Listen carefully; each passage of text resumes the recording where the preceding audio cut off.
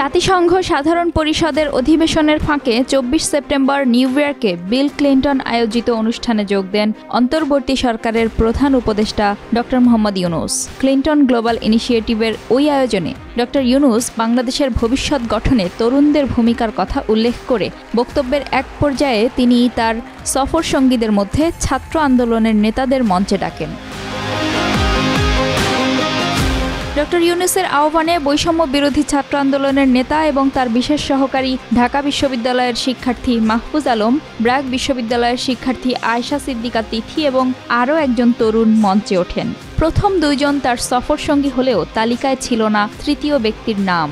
অনুষ্ঠানটি সরাসরি সম্প্রচার হয়, ফলে তৃতীয় ওই তরুণের পরিচয় এবং মঞ্চে ওঠা নিয়ে প্রশ্ন তৈরি হয় ও সামাজিক যোগাযোগ মাধ্যমে আলোচনা শুরু হয়। সমালোচনায় প্রশ্ন করা হয়, এই তরুণ কিভাবে আন্দোলনের একজন। সামাজিক যোগাযোগ মাধ্যমের বিভিন্ন পোস্টে অনেকেই ওই তরুণকে আওয়ামী লীগের সঙ্গে যুক্ত বলে দাবি করেন। এমনকি ফেসবুকে ছড়িয়ে পড়া একটি ছবিতে তাকে বিগত আওয়ামী লীগ সরকারের সাবেক স্থানীয় সরকার মন্ত্রী তাজুল ইসলামের পাশে দাঁড়িয়ে থাকতেও দেখা গেছে। পরবর্তীতে প্রধান উপদেষ্টার প্রেস উইং থেকে জানানো হয়, ওই তরুণের নাম জাহিন রোহান রাজিন এবং হাইড্রোকো প্লাস নামক একটি প্রতিষ্ঠানের প্রতিষ্ঠাতা তিনি। তবে তিনি বৈষম্য বিরোধী ছাত্র আন্দোলনের সমন্বয়কদের কেউ নন। এ নিয়ে সামাজিক যোগাযোগ মাধ্যমে বিভিন্ন আলোচনা ও সমালোচনা চলতে থাকা অবস্থায় ড. ইউনূসের সফরসঙ্গী মাহফুজ আলম বুধবার রাতে তার ভেরিফাইড ফেসবুক পেজ থেকে প্রকাশিত একটি পোস্টে ওই তৃতীয় তরুণকে অনুপ্রবেশকারী হিসেবে উল্লেখ করেন।